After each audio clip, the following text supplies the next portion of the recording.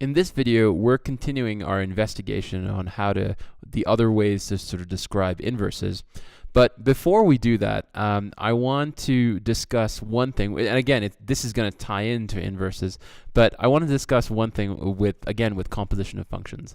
So let's say, for example, say f of x is equal to 2x plus 1, and we have g of x, which is, let's say, is equal to x minus 3.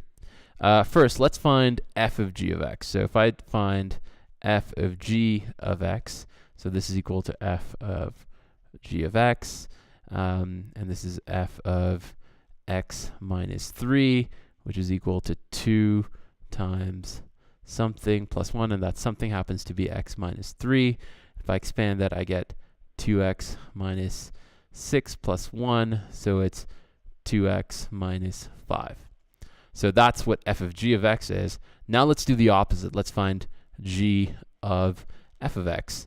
And if we do this, we see g of f of x, and that's g of 2x plus 1, and g is simply something minus 3. That's 2x plus 1, and that's equal to 2x.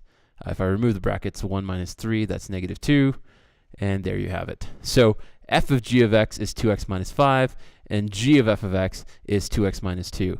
And usually, f of g will not equal to g of f.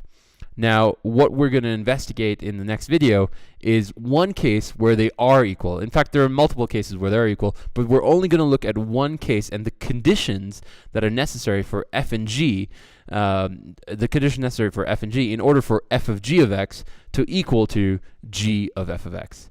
I'll see you in the next video.